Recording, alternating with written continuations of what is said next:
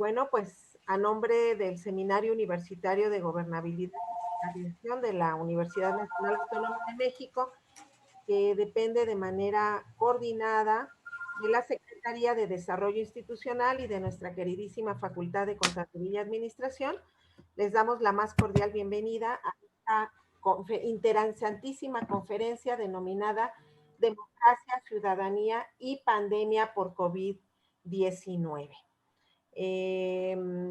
Antes de cederle la palabra al doctor Adam para que dé la bienvenida a nuestros distinguidísimos especialistas que nos acompañan hoy y pues que agradezca la participación de nuestras maestras eméritas de la facultad, me permito comentarles que sus dudas hagan favor de enviarlas por vía del chat para que las podamos concentrar y plantearlas a nuestro destacadísimo y conocedor expositor. Entonces, sin más, le cedo la palabra al doctor Alfredo Adam, que es el coordinador de este seminario. Pues buenas tardes a todos y les doy una cordial bienvenida a este evento organizado por el Seminario Universitario de Gobernabilidad y Fiscalización de la Universidad Nacional Autónoma de México. Hoy tenemos el honor de contar con la participación del doctor Sergio García, un estimado amigo, miembro del Consejo Directivo de este seminario y un reconocido jurista y profesor emérito de esta universidad, así como del doctor Flavio Galván Rivera, expresidente del Tribunal Electoral del Poder Judicial de la Federación y profesor de la Facultad de Derecho, que nos dictará la plática que más adelante empezará. A unas semanas, o más bien ya una semana de celebrarse las jornadas electorales en México, consideramos que su participación será fundamental para comprender la relevancia de este proceso democrático. Y le cedo la palabra a nuestro amigo, el doctor Sergio García Ramírez, para iniciar la presentación del tema de esta conferencia, y así como nuestro expositor, el doctor Flavio Galván Rivera. Sergio, tienes tú la palabra.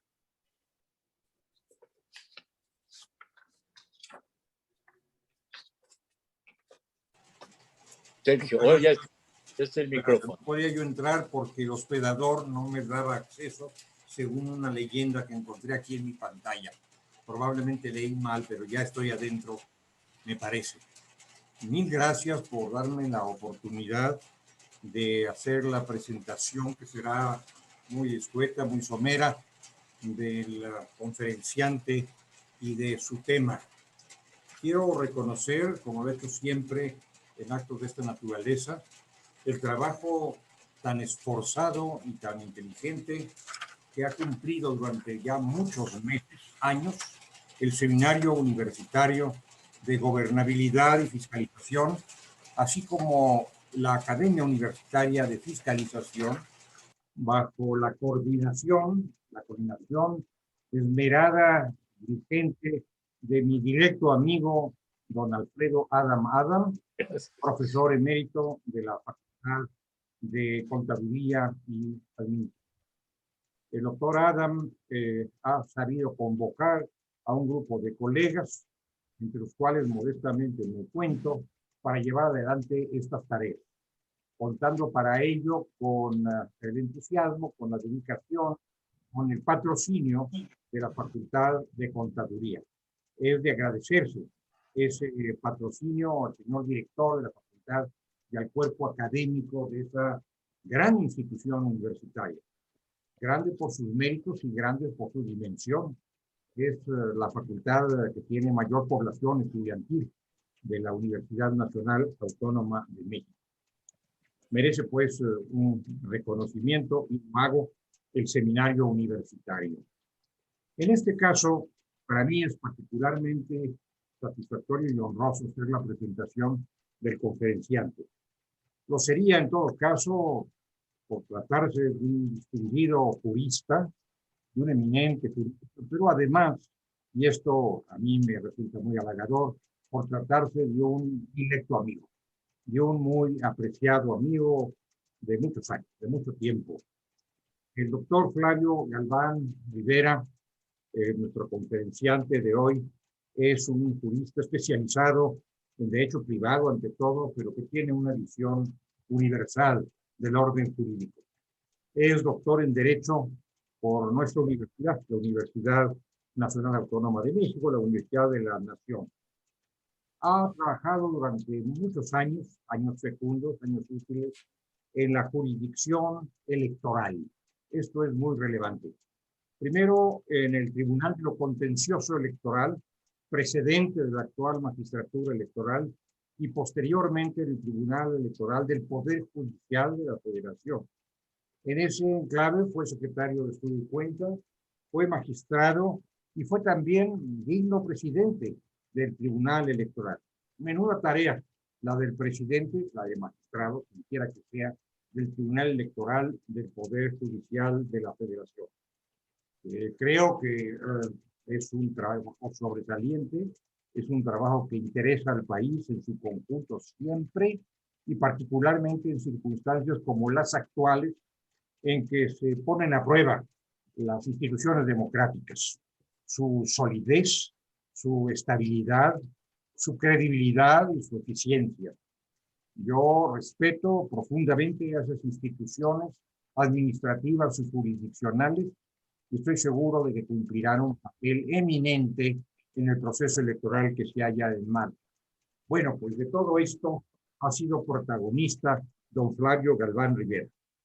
Además de su tarea como juzgador, que es a la que me acabo de referir, quiero destacar su tarea como profesor, como docente universitario, como académico. Profesor que es de la Facultad de Derecho de la UNAM, pero también de otras instituciones de educación superior, tanto en la Ciudad de México como fuera de la capital, y diversas universidades, tanto públicas como privadas. Su conocimiento, por fortuna para nosotros, no ha quedado en él, sino que se ha ocupado de difundirlo a través de la publicación de varias obras. He tenido la fortuna de acompañarle en una de ellas, porque me concedió con gracia esa posibilidad. Pude ser prolovista de una de sus obras y esto me llena de satisfacción en aquel entonces y ahora mismo que lo estoy evocando.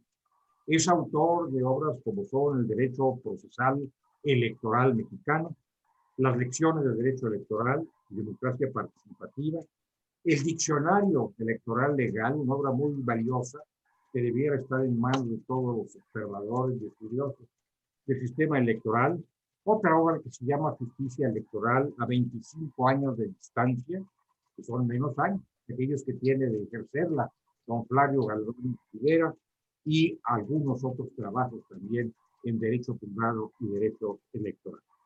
Más de 50 obras jurídicas publicadas en México, en Costa Rica, en España, en Ecuador. Bueno, ese es el personaje, ese es el protagonista, el conferenciante, don Flavio Galván Rivera, mi maestro y amigo. El tema que él ha elegido, de un acuerdo con don Alfredo Adam, con el seminario, es de una enorme importancia, de una gran enjundia, un tema muy complejo, por cierto. Aceptó referirse nada menos que a democracia, ciudadanía y pandemia. Cada uno de estos asuntos ameritaría no solamente una conferencia, sino un ciclo de conferencias y probablemente un curso completo. Y en efecto así ha sido, pero Mario Galván nos va a resumir ese paisaje, ese panorama enorme en una conferencia hoy en la tarde. Al hablar de democracia, él seguramente se referirá a la fragilidad que a menudo tiene la democracia o a la fortaleza que puede en ocasiones revestir en México y en el mundo, y al concepto de pueblo, porque atrás de la democracia está el pueblo, o más hacia atrás, en la base, en el cimiento de la democracia. ¿Qué es todo esto? ¿Cómo se ha concebido a través del ente jurídico esta figura, la democracia? Ciudadanía, participación de todos en la ordenación de la vida política, la vida nacional. Y allí él desplegará sus conocimientos sobre esta noción del derecho político y además sobre los derechos humanos, los derechos fundamentales. Y dentro de ellos sé que se ocupará también de los derechos de las mujeres.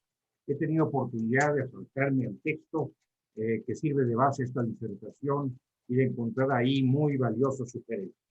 Y finalmente, como es natural, va a reflejar todo esto o va a mirar todo esto desde la perspectiva de la pandemia que nos ha devastado, que nos ha lacerado durante ya bastante más de un año a la humanidad entera y desde luego a México.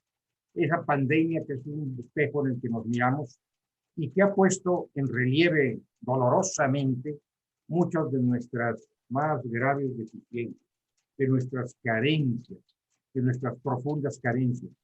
Entre ellas, o a la cabeza de ellas, la terrible desigualdad que nos ha perseguido durante tantos años, o durante tantos siglos.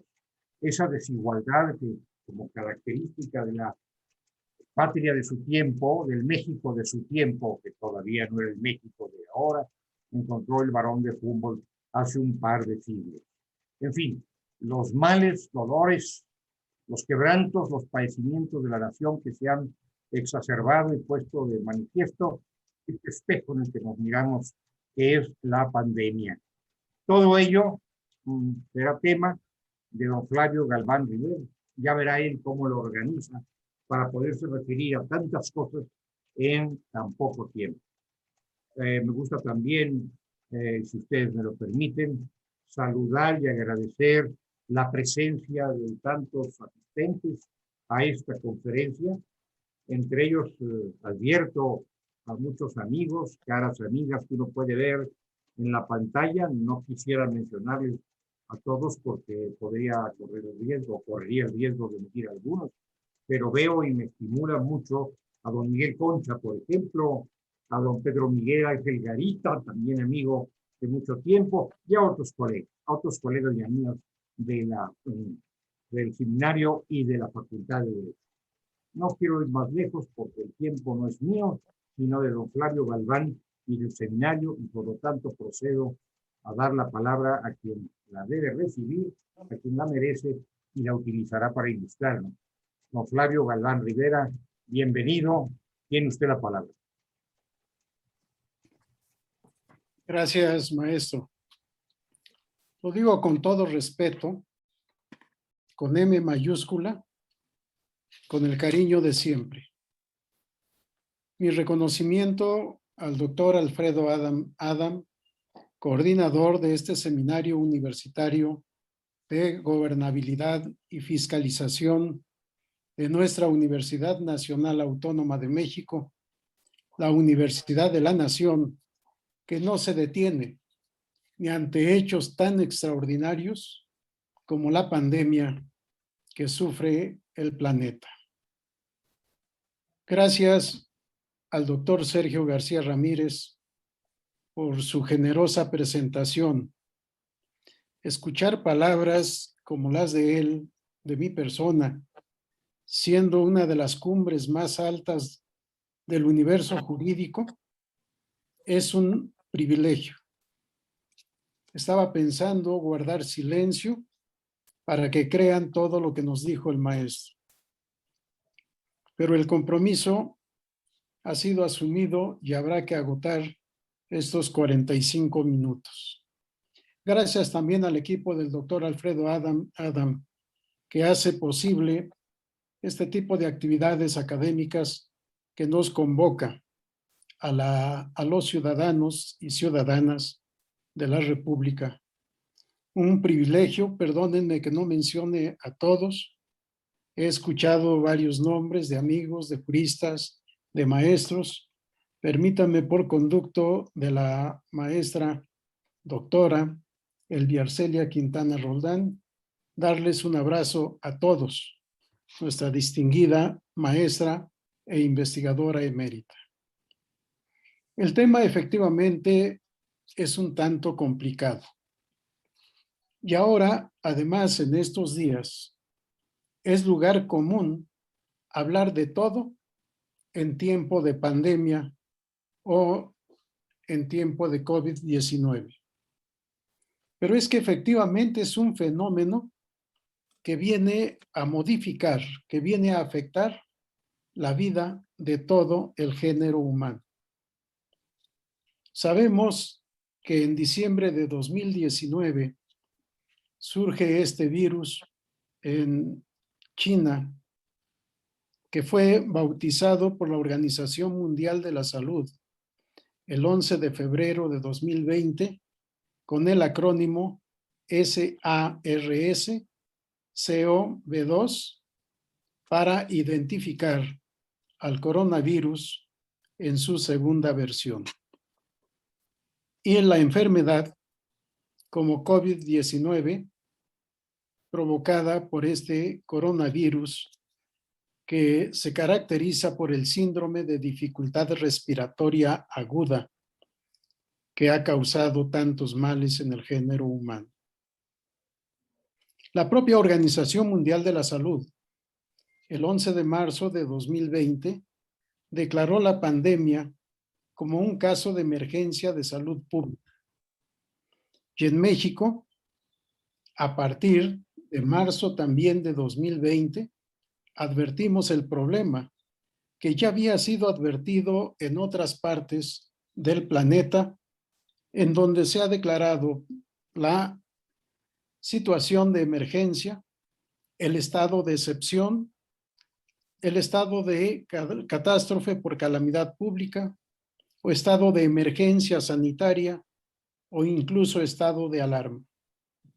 Cuidando en todos los casos, de acuerdo a la constitución de cada país, de no incurrir en una suspensión formal de derechos humanos, aunque en la realidad social a eso llevaron estas declaraciones de emergencia, excepción, catástrofe o alarma. En México, el 19 de marzo de 2020 se reunió el Consejo de Salubridad General y declaró a esta enfermedad como enfermedad grave de atención prioritaria. Y delegó en la Secretaría de Salud asumir las determinaciones administrativas y sanitarias que fueran necesarias para su control, su prevención y, de ser posible, su combate hasta evitar los estragos que hemos visto. A partir del 19 de marzo, el 24 de marzo, el 27 de marzo, el 30, el 31, se emitieron distintos acuerdos por parte del secretario de Salud para tomar medidas preventivas, como conocemos todos, la sana distancia, el llamado distanciamiento social, el estornudo de etiqueta, en fin, varias medidas para evitar el contagio. Hasta que al final de marzo se tomó la determinación de suspender todas las actividades que se consideraron que no eran prioritarias. Y se tomó una medida bastante optimista, por no llamarla de otra manera, hasta por un mes. Medidas que estarían vigentes hasta el 30 de abril de 2020. Llevamos más de 450 días viviendo bajo los estragos de la pandemia, con independencia de cuánto se haya avanzado en su combate y en su prevención. En este contexto, uno de los temas que mucho ha inquietado es la materia electoral, la democracia representativa. En un estudio que llevó a cabo IDEA Internacional, un instituto intergubernamental para la democracia y la asistencia electoral, que abarcó del 21 de febrero de 2020, en la versión que consulté, hasta el 1 de febrero de 2021, 75 países habían tomado la decisión de postergar las elecciones.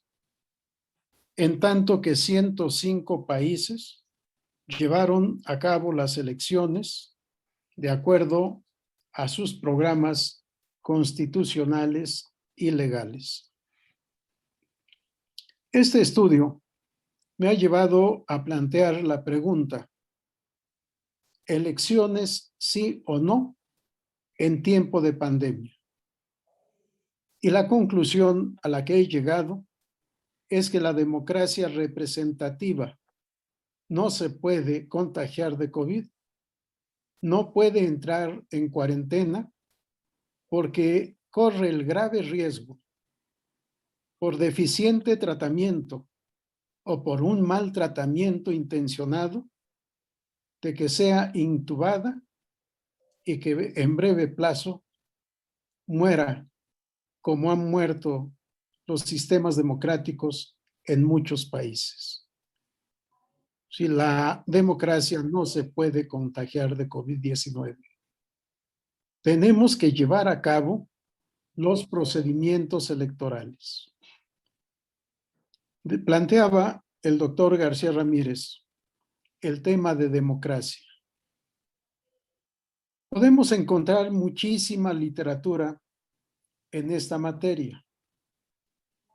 Podemos leer muchas versiones: democracia sustantiva, democracia con adjetivos, democracia sin adjetivos, democracia de izquierda, democracia de derecha, del centro, democracia política, democracia económica, democracia social, en fin, la doctrina puede variar hacia muchos sentidos.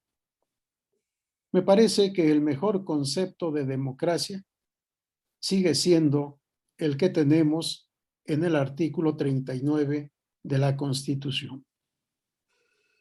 Un concepto que se ha atribuido a Abraham Lincoln en un discurso pronunciado cuando era presidente de los Estados Unidos de América. Quizá sin ser el fundamento esencial de su discurso por la naturaleza del acto en que pronunció esas palabras.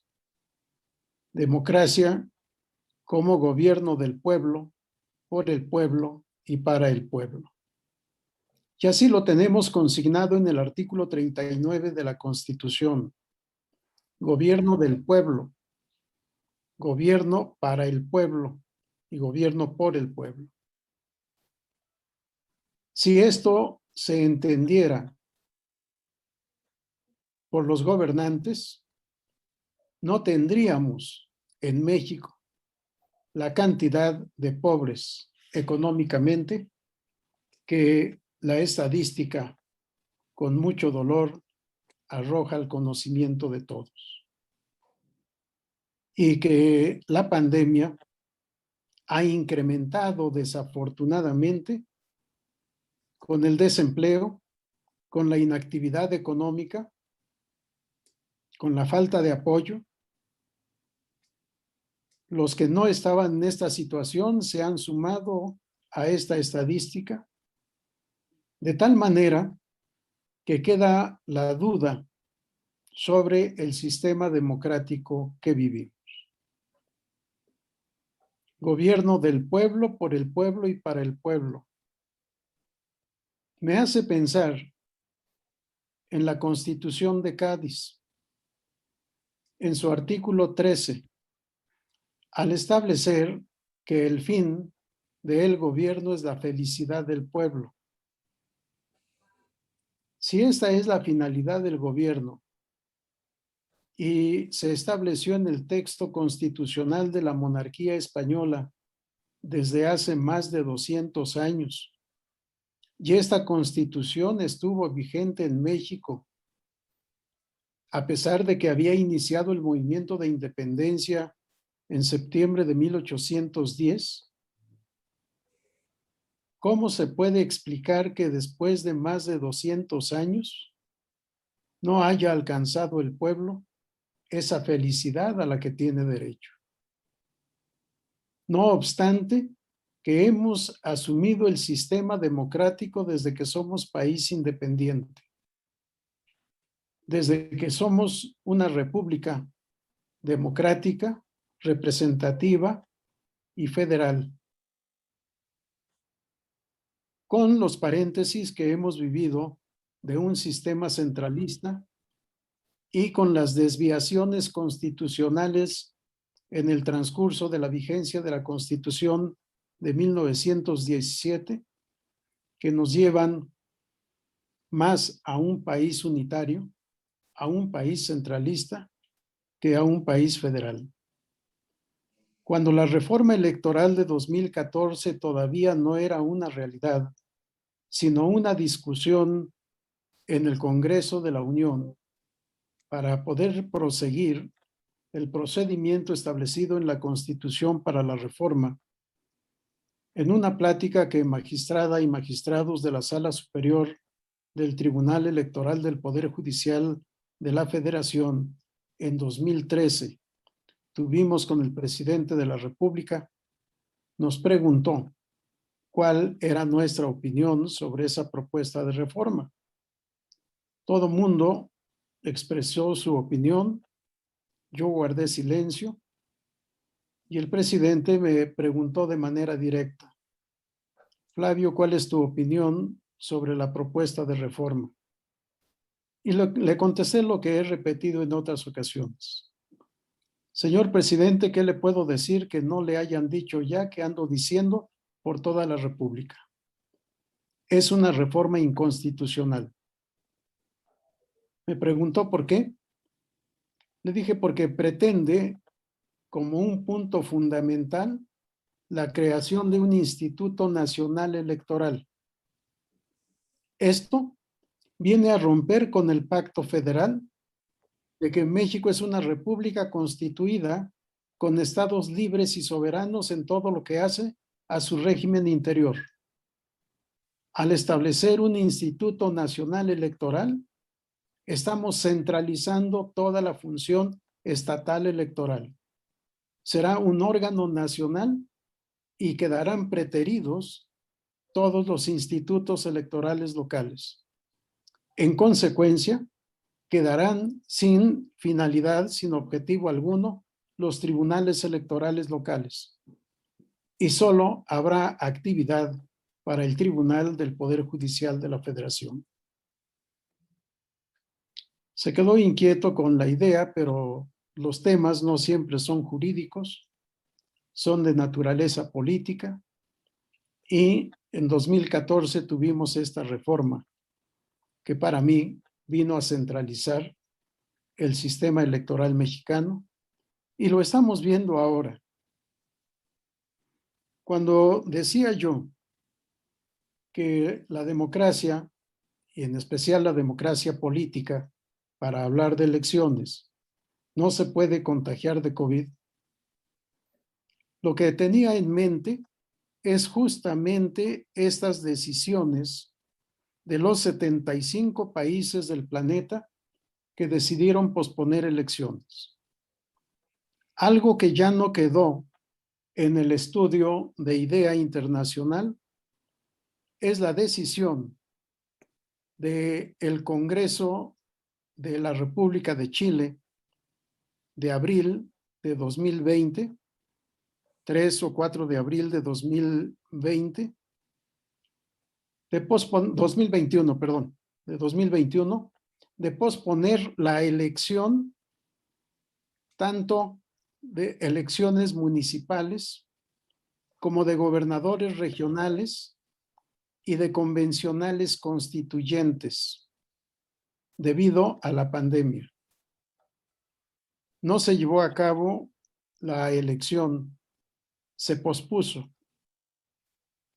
por una decisión del Congreso de esta República. Se decidió la reforma constitucional para posponer la celebración de elecciones. Recientemente, el 15 y 16 de mayo, se llevaron a cabo todas estas elecciones municipales, regionales y convencionales. ha sido convocada una convención constituyente. El resultado de estas elecciones demuestra la desconfianza que la ciudadanía tiene en los partidos políticos. Resultaron triunfadores los candidatos independientes. Resultaron triunfadoras una gran cantidad de candidatas mujeres. Lo que se quiso evitar posponiendo elecciones, finalmente se hizo realidad social. Y ya veremos un congreso o una convención constituyente en Chile para dar a esa república una nueva ley suprema en sustitución de la que se expidiera en la época de Pinochet. Esto lo cito como ejemplo de esas decisiones motivadas por COVID-19, por dos razones. Una, porque se pospuso todo tipo de elección.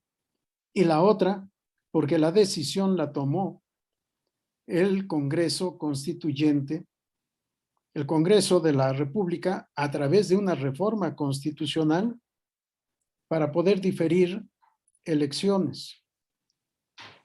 En México, en abril de 2020, el Consejo General del Instituto Nacional Electoral, en ejercicio, se dice en el papel, de la facultad de atracción respecto de las elecciones que se llevaban a cabo en los estados de Coahuila y de Hidalgo, en Coahuila para elegir diputados al Congreso local y en Hidalgo para elegir integrantes de los ayuntamientos municipales.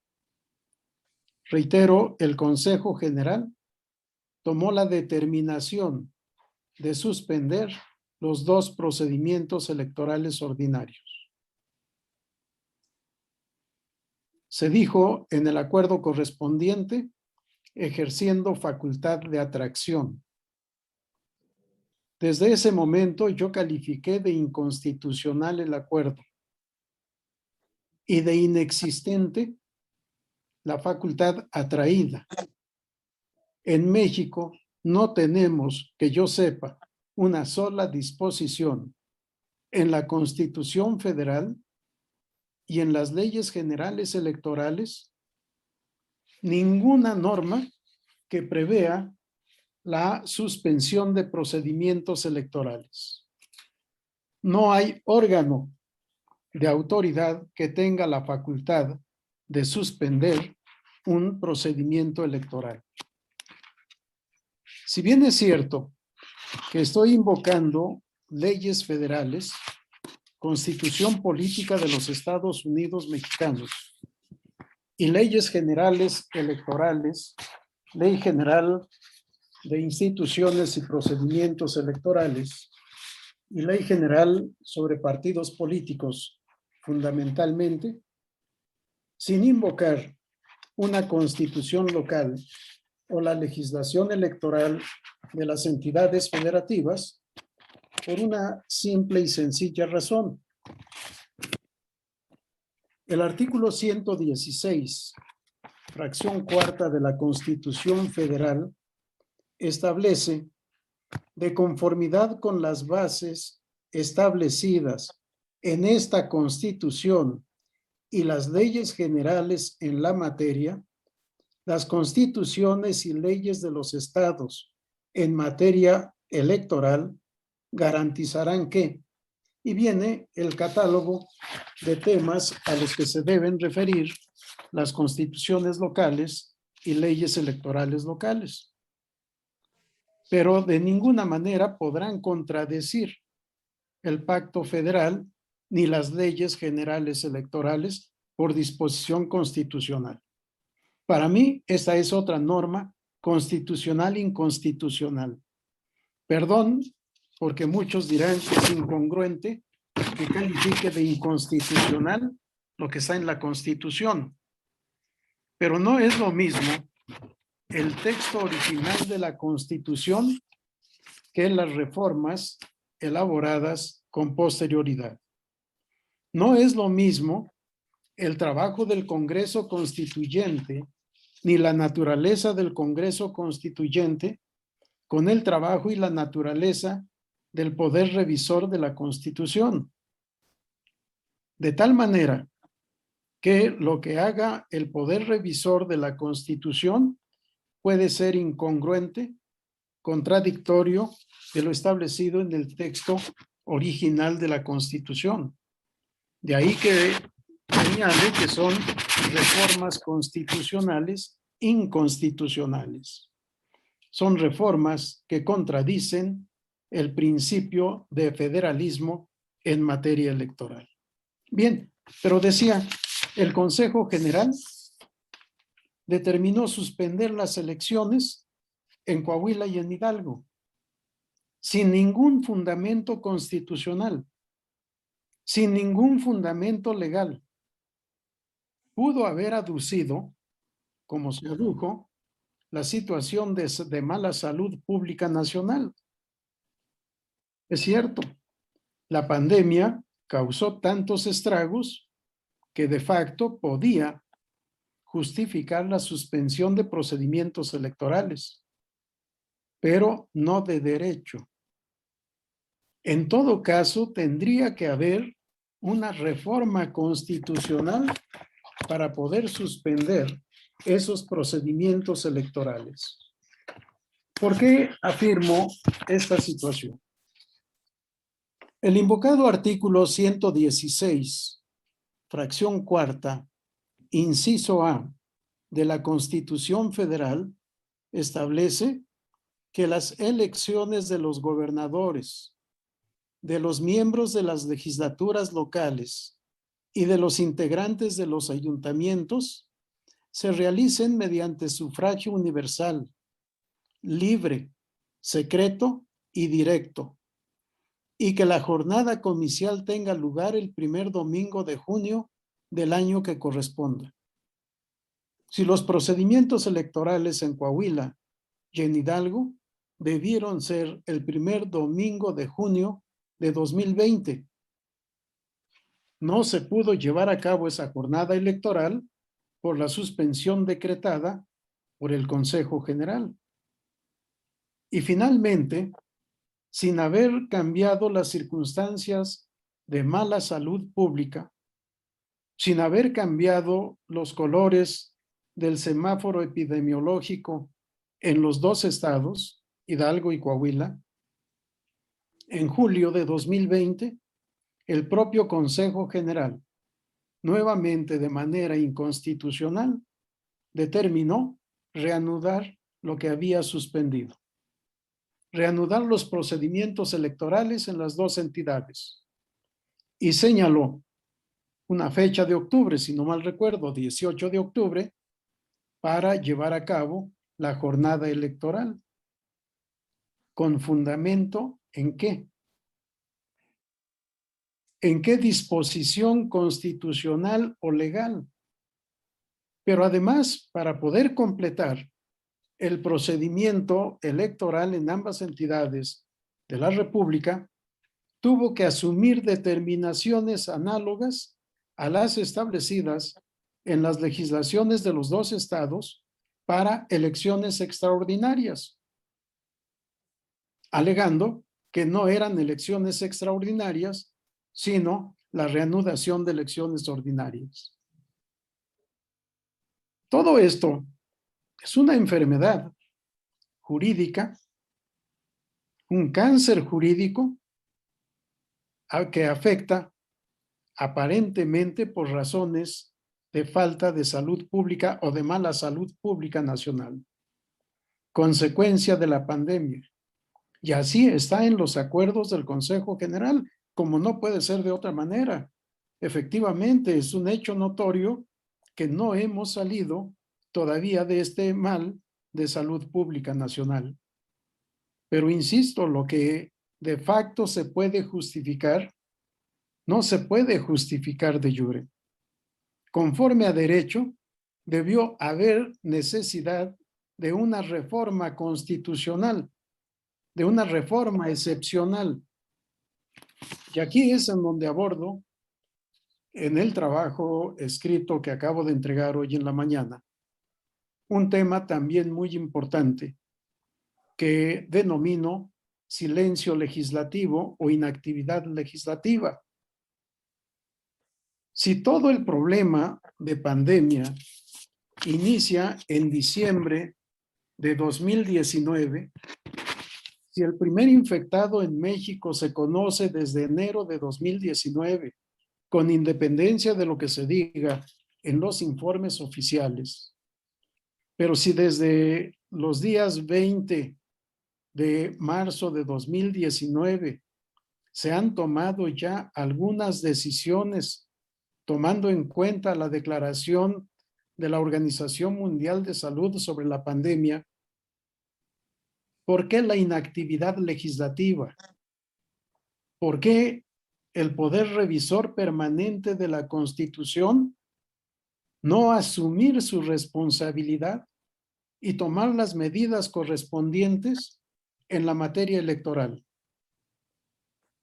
De acuerdo a lo dispuesto en el artículo 105 de la Constitución, las reformas sustanciales en materia electoral, obviamente a la legislación formal, no se pueden hacer dentro de los 90 días previos al inicio del procedimiento electoral correspondiente. Por disposición legal, el procedimiento electoral federal inicia en septiembre del año que corresponda.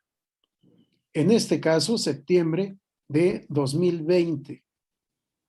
Si contamos aproximadamente el tiempo de 90 días, concluiríamos que no se podrían hacer reformas durante junio, julio y agosto, pero tuvieron los días de marzo, todo abril y todo mayo para poder tomar medidas legislativas a fin de evitar que las autoridades administrativas o jurisdiccionales asumieran medidas que pueden ser plausibles, que pueden ser aceptables, pero que carecen de fundamento jurídico. Y en un Estado de derecho, la autoridad solo puede hacer lo que la ley, lo que la legislación le autoriza. De lo contrario, rompemos el principio de juridicidad. Todo mundo habla del principio de legalidad. Yo hablo del principio de juridicidad. Para poder tomar en cuenta no solo la ley ordinaria, sino la ley suprema, la Constitución.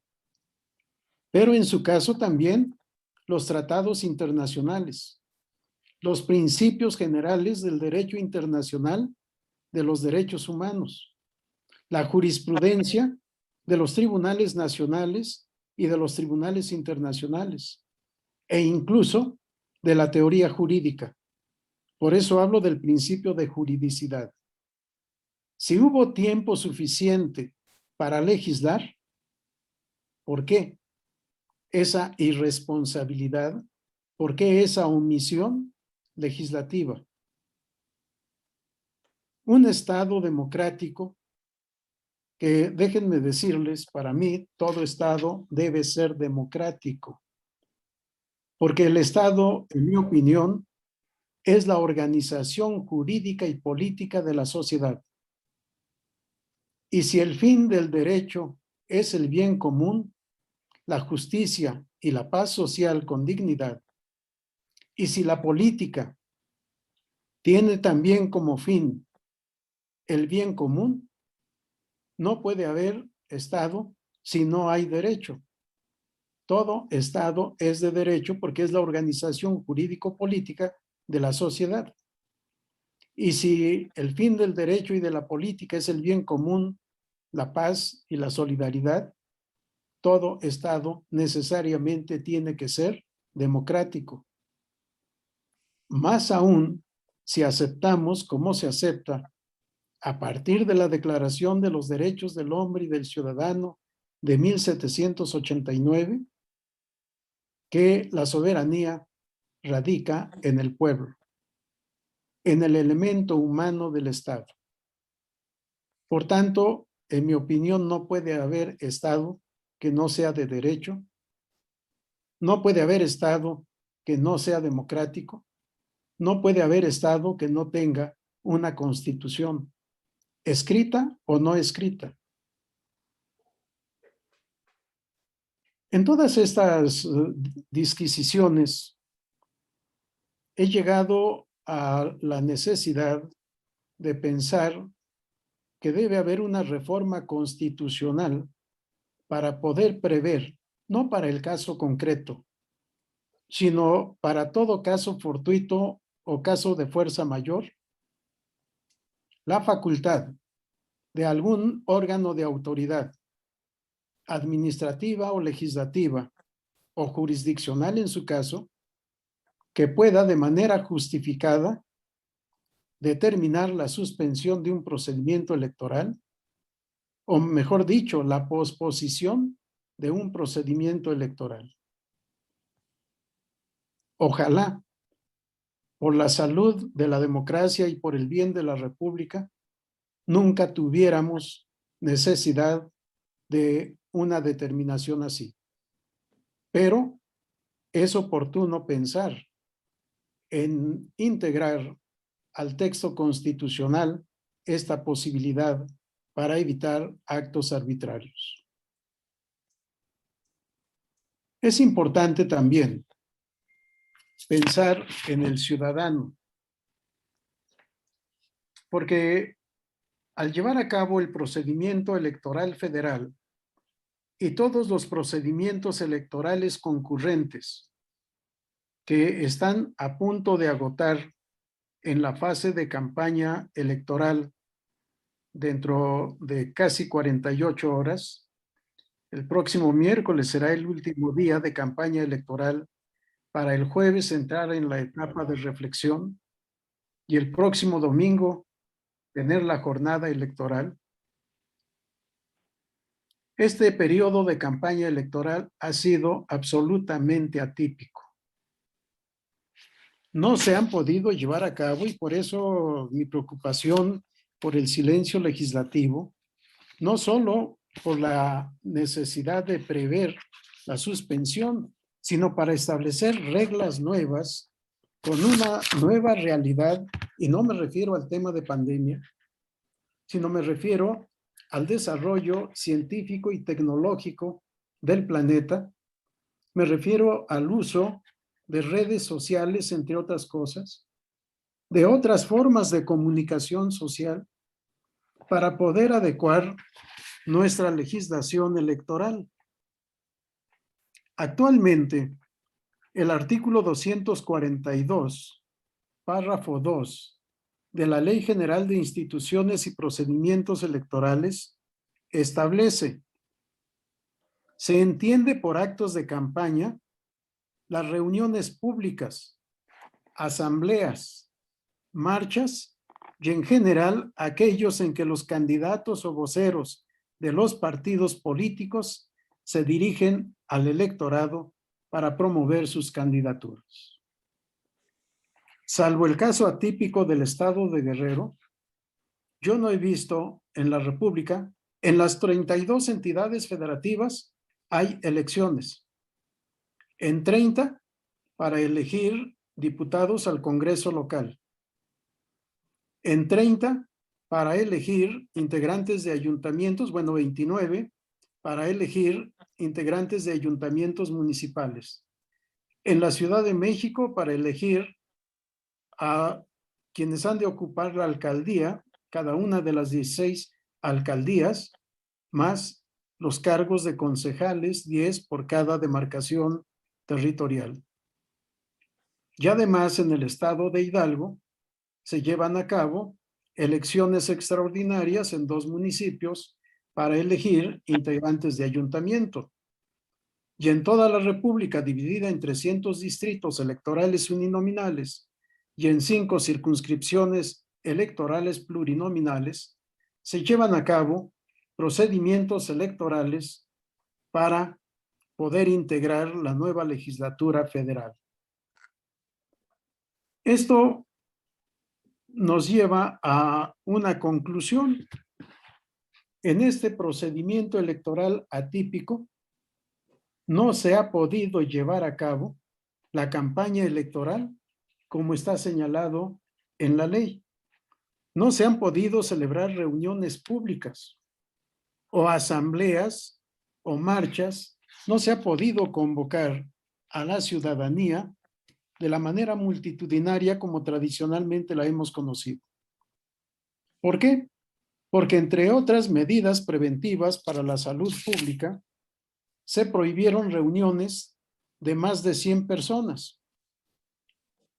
Con el transcurso y el avance de la pandemia, se redujo a reuniones de no más de 50 personas y en algunos casos a no más de 30 personas. De tal manera que toda esta campaña electoral que hemos visto en años anteriores no pudo ser ahora. Y hemos visto campañas electorales en radio y televisión y en las redes sociales que lo menos que me hacen decir es que son un insulto a la inteligencia. Y lo vemos en los noticiarios. El uso de radio y televisión para tiempo de campañas electorales. Tiempo del Estado destinado a fines político-electorales. O debates.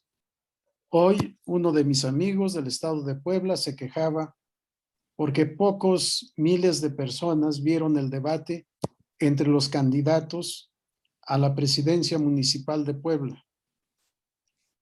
Y en respuesta le pregunté, ¿y quién se interesa por ver los debates? ¿Qué es lo que vemos en los debates que se han organizado? Perdónenme, pero me hacen pensar en las luchas en lodo. Es una feria de insultos, de imputaciones, de acusaciones, ciertas o falsas, es otro problema. No hemos escuchado a un candidato al gobierno municipal, al gobierno estatal, al Congreso local o al Congreso federal que sustente su plataforma política o la plataforma política de su partido o de su coalición para tratar de conquistar el voto de los ciudadanos. Vemos y escuchamos solo diatribas. Vemos y escuchamos a enmascarados que quieren llegar a los congresos. Vemos y escuchamos a artistas que quieren ocupar los cargos de representación popular para ejercer el gobierno. No los descalifico. Simplemente pregunto con qué programa de gobierno pretenden conquistar el voto. O vamos a regresar, perdónenme lo que voy a decir, vamos a regresar a aquel tiempo en el que los críticos de la política que estaban en un teatro al lado de lo que era la Cámara de Diputados decían que los de al lado hacían un teatro más vulgar que el teatro que se hacía en el auténtico teatro de revista. Es una situación realmente inquietante, una situación insultante. Y aquí es en donde traigo el tema de la ciudadanía. ¿Qué hacemos los ciudadanos para cambiar toda esta situación? Invoco para el nuevo concepto de ciudadano la Declaración de los Derechos del Hombre y del Ciudadano que aprobara la Asamblea Nacional Francesa en 1789, cuya primera declaración que muchos o todos conocemos es que los hombres nacen y permanecen libres e iguales en derechos. En el artículo 6º que se establece, la ley es la expresión de la voluntad general. Me recuerda mucho el concepto de derechos políticos que sustenta Kelsey. La participación en la voluntad general para la expedición de leyes. Continúo la lectura del artículo 6 de esta declaración. Todos los ciudadanos tienen derecho a contribuir a su elaboración, personalmente o a través de sus representantes. Además, puesto que todos los ciudadanos son iguales ante la ley, todos ellos pueden presentarse y ser elegidos para cualquier dignidad, cargo o empleos públicos según sus capacidades y sin otra distinción que la de sus virtudes y aptitudes. Para mí, aquí se sintetizan todos los derechos políticos del ciudadano. La facultad de participar en el gobierno de su país, ya sea de manera directa o de manera indirecta, ejerciendo el derecho a votar, eligiendo a sus representantes. Por supuesto, sin olvidar lo que se olvidó, parece que se olvidó en esta declaración de 1789 y que encontró respuesta en la Declaración de los Derechos de la Mujer y de la Ciudadana de Olympe de Gouges de septiembre de 1791, en cuya primera declaración sustentaba: la mujer nace libre y permanece igual al hombre en derechos. Y por supuesto, el correlativo, artículo 6. La ley debe ser la expresión de la voluntad general. Todas las ciudadanas y ciudadanos deben participar en su formación, personalmente o por medio de sus representantes. Todas las ciudadanas y todos los ciudadanos, por ser iguales, deben ser igualmente admisibles a todas las dignidades, puestos y empleos públicos, según sus capacidades y sin más distinción que la de sus virtudes y sus talentos. Han pasado más de 2 siglos y seguimos todavía en la lucha por la igualdad jurídica y política de las mujeres y los hombres. Pero si los derechos políticos de mujeres y hombres se sintetizan en la posibilidad de participar en el gobierno de su país a través del voto o a través del cumplimiento de una función pública, ya sea de elección popular o por designación, siempre que se cumplan los requisitos de ley, debemos pensar que el día de la jornada electoral es el día en el que cada uno de los ciudadanos, cada una de las ciudadanas, ejerce o debe ejercer la parte alícuota de la titularidad de la soberanía que le corresponde. Yo no hablo del derecho a votar. Hablo del derecho, deber o deber derecho de voto. Porque la misma conducta, al tiempo que es un derecho, constituye un deber y así está previsto en la Constitución en los artículos 35 y 36. Y el incumplimiento de esto que la Constitución denomina obligación está sancionada o sancionado en el artículo 38 con la suspensión de derechos políticos. Pero por convicción propia,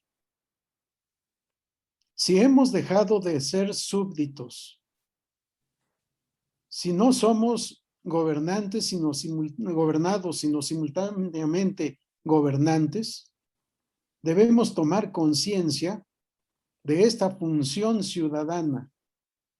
El día que vamos a votar, vamos a elegir a nuestros mandatarios en nuestra calidad de mandantes. Vamos a elegir a nuestros apoderados en nuestra calidad de poderdantes. Y el clausulado del contrato de mandato que celebramos con quienes resulten electos está inscrito en la Constitución, en toda la normativa jurídica derivada de la Constitución, en los tratados internacionales y en los principios generales del derecho en general y del derecho internacional de los derechos humanos en particular. Si somos conscientes de esta calidad de ciudadanos, de este deber derecho, no podemos dejar de asistir a las urnas el día de la jornada electoral, convencidos de que vamos a ejercer nuestra soberanía, de que el voto se cuenta y cuenta, que es la voluntad ciudadana la que determina quién es el triunfador. Quienes cuentan en primera instancia los votos de la ciudadanía son los integrantes de la mesa directiva de casilla. No son funcionarios del Instituto Nacional Electoral. El instituto los sortea, los selecciona, los capacita y los designa, pero no son integrantes del Instituto Nacional Electoral. Son ciudadanos que asumen su responsabilidad ciudadana, que arriesgan su salud, en este caso, y van a integrar las mesas directivas de casilla. Más de 160,000 mesas directivas de casilla. Pero los aproximadamente 94 millones de ciudadanos que formamos la lista nominal de electores, debemos ejercer nuestro deber derecho de voto, sin olvidar que votar es un acto jurídico, como se denomina en la doctrina francesa del derecho, o negocio jurídico, como le denomina la escuela alemana e italiana en esta materia. Es decir, es un acto de voluntad. Como acto de voluntad, explica León Dillí, no sé si con acierto o con error, pero me convence, y mucho más para la materia electoral, un acto que pasa por distintas fases en la mente de cada una de las personas. Primero, la concepción, la presentación de las hipótesis de conducta que se pueden llevar a cabo o que se pueden no realizar. La deliberación como segunda etapa. ¿Cuáles son los aspectos positivos y cuáles los negativos de una u otra conducta? Después de haber pensado, de haber reflexionado, de haber analizado en el aspecto interno, psicológico, subjetivo, viene la tercera etapa, que es la decisión. Escoger qué conducta realizar. Y la cuarta etapa, la ejecución. En la materia electoral, no tenemos que pasar por la concepción, porque los partidos políticos, las coaliciones y los candidatos independientes se encargan de presentarnos todas las posibilidades de voto que tenemos. ¿Qué es lo que nos corresponde? Reflexionar por quién emitir el voto. Nada más que para poder reflexionar necesitamos estar informados. Deberíamos de conocer la plataforma electoral de cada candidato. Deberíamos de conocer los documentos básicos de cada partido político. Deberíamos de conocer los convenios de coalición de los partidos que se unifican para presentar candidatos en común. Solo mediante la información podemos tener o tomar una decisión responsable para ejecutar nuestra determinación el día de la jornada electoral, marcando la boleta electoral y depositándola en la urna correspondiente. Es una manifestación de voluntad que se debe hacer en libertad, con responsabilidad. Se debe votar conectando la mano al cerebro, no al hígado, no al estómago, aunque quizás sea necesario también conectar el estómago al cerebro o el cerebro al hígado y ambos conectarlos a la mano ejecutora que ha de marcar la boleta electoral para expresar nuestra voluntad política de a quién elegir. Tenemos enfrente esta grave y gran responsabilidad, pero este gran derecho. El próximo domingo estaremos eligiendo a los gobernantes que queramos para el futuro inmediato. Y ojalá no se vuelva a decir lo que vi en muchísimas calcomanías en el año 2000, que en los primeros años de gobierno del presidente Vicente Fox empezaron a circular vehículos con la calcomanía "A mí no me culpe, yo no voté por él". Les agradezco mucho su atención. Espero, le decía yo ayer al doctor García Ramírez, no ser acusado de violación a derechos humanos por tormento. Un abrazo a todos. Gracias por su atención. Muchísimas gracias, doctor. Interesantísima su exposición. Nos ha hecho reflexionar, nos ha hecho hacernos conscientes de que la responsabilidad básica de los resultados de las votaciones de la democracia pues recae en nosotros como ciudadanos, ¿no? Ni más ni menos. Y pues llegaron 3 preguntas, doctor, que me gustaría leérselas las 3, si le parece, para que usted las pueda analizar y en su caso responder. Con gusto, maestra. Nos dice, conforme a lo que nos mencionó, las elecciones de Coahuila e Hidalgo resultaron desde su punto de vista inconstitucionales. ¿Esto nos puede llevar a considerarlas como ilegales? Siguiente pregunta. El panorama que nos pinta es desalentador. Nuestra Carta Magna debe ser la guía de las decisiones y acciones de gobierno, y parecería que su aplicación puede obviarse relativamente fácil. ¿De qué forma los ciudadanos podemos exigir su aplicación sin cortapisas? Y la última pregunta.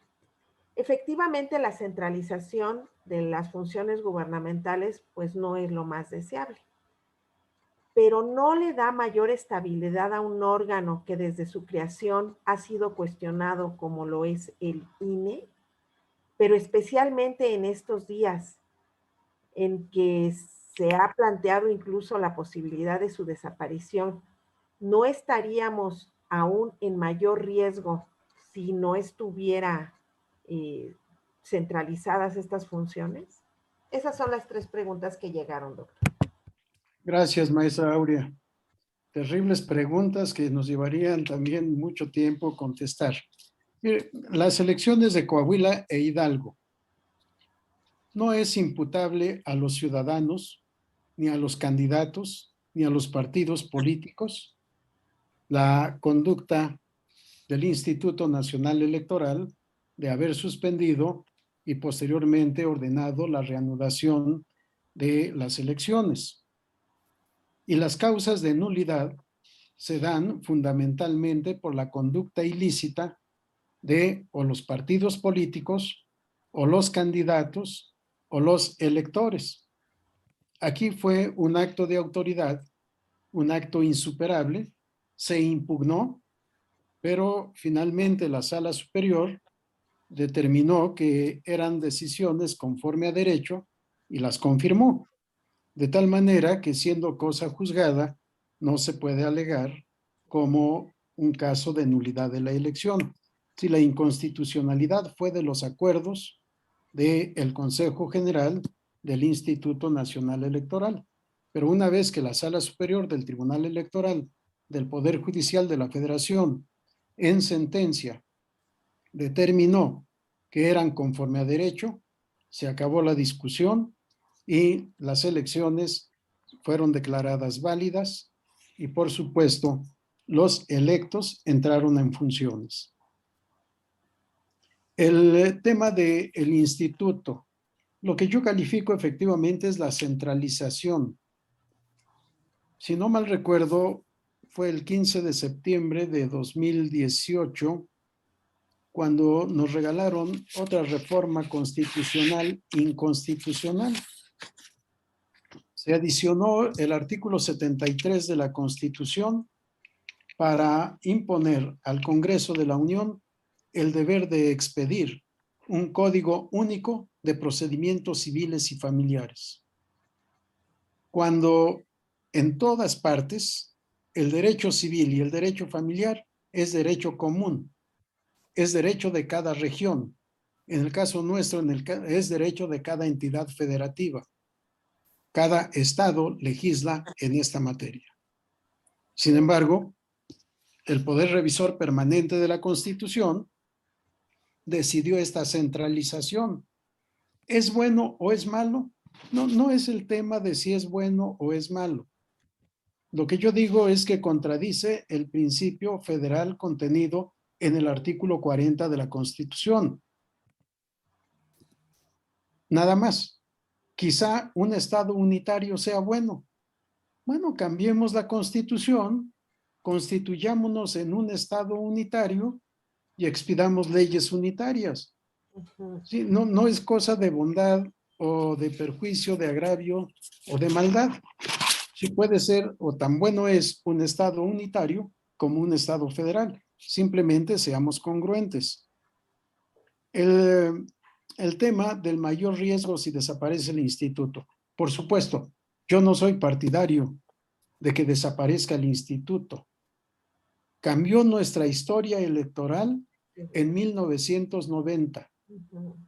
A partir de 1946, el presidente de la República se encargó de organizar las elecciones mediante la Comisión Federal Electoral, que presidía el secretario de Gobernación. Nunca se dijo, por supuesto, el presidente va a organizar las elecciones. No, las organiza la Comisión Federal Electoral, que preside el secretario de Gobernación.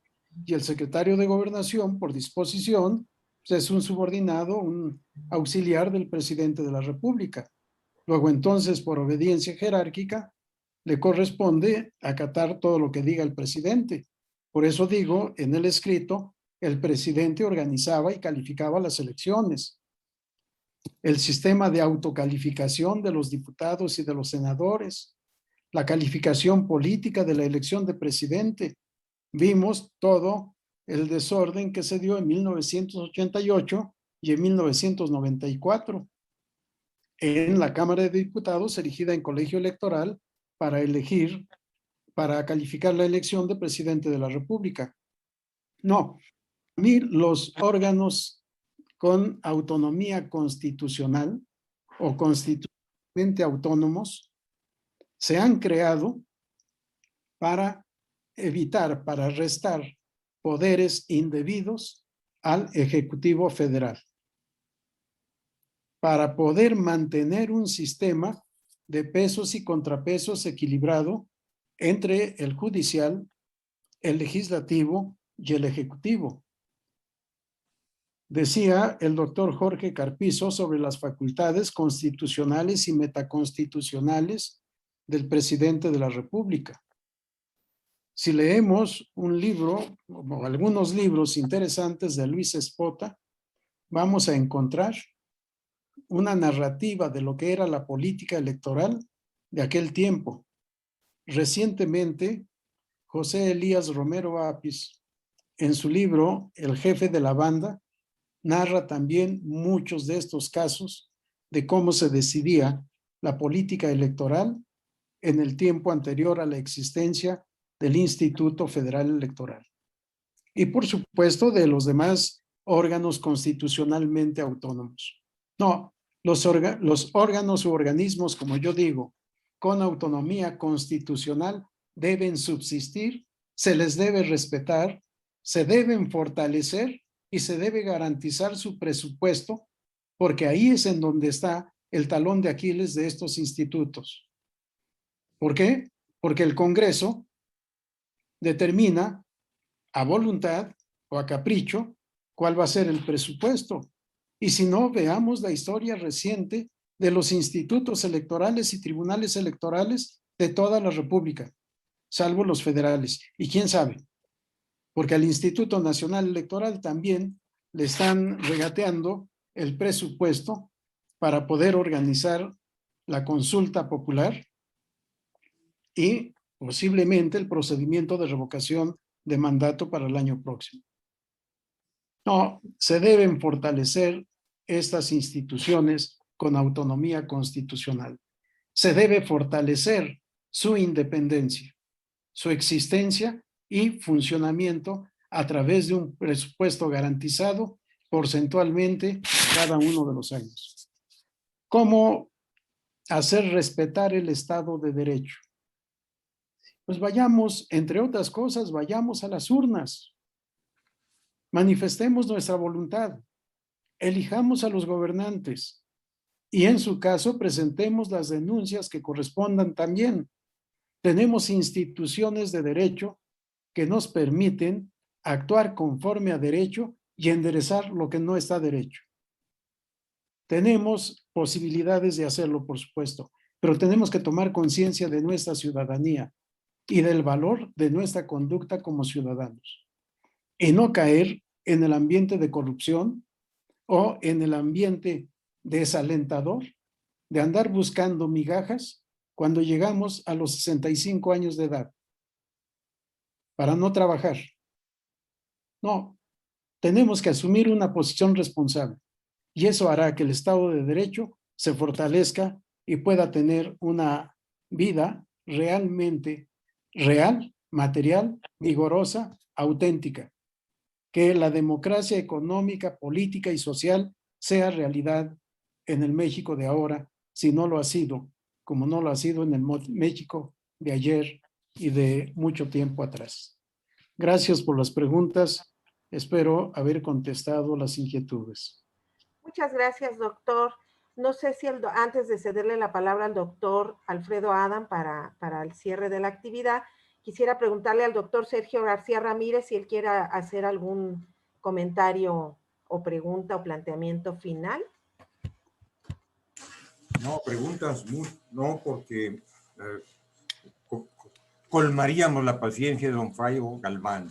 Maestro. Realmente ha suscitado una gran atención, una gran inquietud, este lúcido comentario con el cual él ha cubierto una serie de áreas con gran sinceridad, con gran franqueza y con conocimiento de causa. Como anuncié al inicio de su disertación, se trata de un personaje, don Flavio Galván, que ha transitado con gran dignidad en altos cargos públicos, particularmente en el ámbito jurisdiccional. Conoce bien la materia sobre la cual se ha expresado y nos ha hecho reflexionar, seguramente seguiremos reflexionando a partir de su exposición. Nos ha hecho reflexionar sobre nuestras realidades, nuestros aciertos y nuestros errores, nuestras ilusiones, nuestras expectativas, lo que ha ocurrido en nuestro país hace mucho tiempo y lo que ocurre ahora y sucederá. Su convocatoria a mantener el paso, la lucidez y el vigor y concurrir a las urnas, cada quien aporta el granito de arena para construir esa poderosa obra que es la República, es una convocatoria muy pertinente. Yo la agradezco y creo que esta estupenda conferencia ha colmado satisfacción los propósitos del seminario. En lo personal, agradezco, pero no me corresponde a mí expresar ese reconocimiento, toca más bien a don Alfredo Adam, nuestro coordinador, y por lo tanto yo prefiero que él continúe y no yo en el uso de la palabra. Un abrazo grande y fuerte para don Flavio Galván y mi gratitud. Gracias, maestro. Pues no nos queda más que sentirnos primero muy orgullosos de nuestro seminario y por contar con gente como don Flavio Galván Rivera como expositor. Y realmente creemos que oímos cosas que debemos de aplicar, si no ahora, para el futuro, ojalá y se pueda mejorar estos sistemas electorales que estamos viviendo. Y no nos queda más que agradecer esta conferencia, esta plática, estos comentarios y comentarles también a todos los que nos asistieron que dejen sus datos porque esta conferencia se va a publicar lo más rápido que nos respondan las imprentas. Digo, pero ya la tenemos y la tenemos por escrito y la vamos a publicar dentro de los cuadernos que hace el seminario que tengo el honor de dirigir. Y creo yo, nos sentimos muy orgullosos de tener este tipo de expositores, don Flavio. Gracias, muchas gracias. Gracias al maestro Sergio García Ramírez por sus palabras, sus comentarios y la presentación que hizo. Y también queremos dejarlo por escrito y mediante un reconocimiento que nos da la facultad. Y quiero comentarlo. Dice: Universidad Nacional Autónoma de México, la Facultad de Contaduría y Administración otorga el presente reconocimiento al doctor Flavio Galván Rivera por su participación como ponente en la conferencia Democracia Ciudadana y Pandemia por COVID-19, en el marco del Seminario Universitario de Gobernabilidad y Fiscalización. Y por mi raza hablará el espíritu, mayo 2021, y va firmado por el maestro Tomás Humberto Rubio Pérez, director de la facultad. Ahorita se las damos así electrónicamente, pero se la haremos llegar inclusive firmada en su momento por el señor director. Y también viene otro reconocimiento al doctor Sergio García Ramírez por su participación y el apoyo que nos brindó para esta conferencia. No sé si tienen ahí el documento para presentarlo. No, doctor. ¿No? Bueno, se hará exactamente igual. Nada más agradeciendo al doctor Sergio García Ramírez la presentación y el trabajo de dirigir este seminario. Pues muchas gracias a todos y la verdad estamos terminando este mes con a tambor batiente y queríamos que este tipo de conferencias fueran antes de las elecciones que vamos a estar en el domingo que entra. Y realmente, pues nada más decirles a todos ustedes, vayan a votar, ejerzan su derecho. Muchas gracias y felicidades a todos. Gracias. Gracias, doctor Alfredo Adam, por la invitación. Maestro García Ramírez, gracias por su generosidad. Y vi por ahí al doctor Miguel Concha. Un abrazo, doctor. Gracias a todos. Gracias, maestra.